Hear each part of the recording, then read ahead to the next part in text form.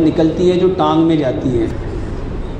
मेरे मोहतरम भाइयों, अगर हम सिर्फ अपना क़याम, रुकू और सजदा सुन्नत के मुताबिक करें, अपना क़याम, रुकू और सजदा सुन्नत के मुताबिक करें, आपका क़याम 180 का एंगल है, आपका क़याम 180 का एंगल है, आपका रुकू 180 का जो हाफ है 90 वो एंगल है, और जो आपका सजदा है 90 का जो हाफ है 45।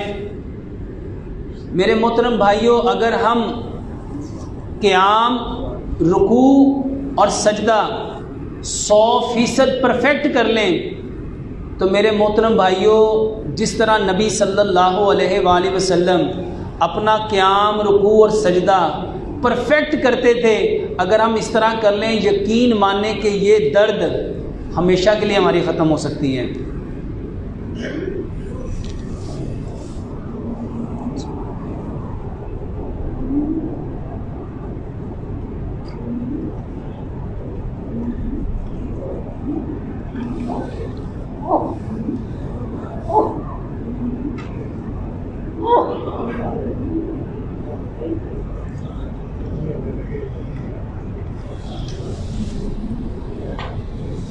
और इसके साथ नबी सल्लल्लाहु अलैहि वसल्लम को जब मिराज पे नमाज का तोहफ़ा मिला ना, उसके साथ एक गिफ्ट और मिला था।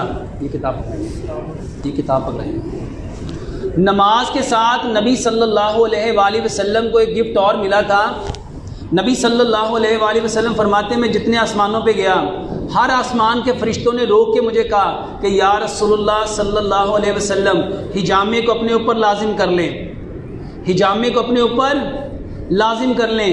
जितने शिफा के तरीके ज़मीन पे उतरे हैं, उनमें सबसे बेहतरीन हिजामा लगाना है।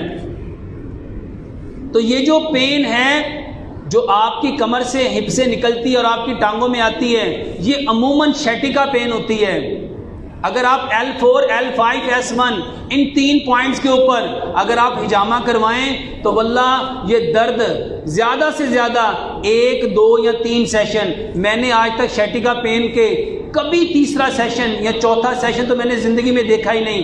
2-3 पेशेंट ऐसे थे जिनको 3 सेशन हुए, वरना सिर्फ क़याम, रुकू और सजदा ठीक करो और हिजामा करो, इसी से ये दर्द ठीक हो जाती है।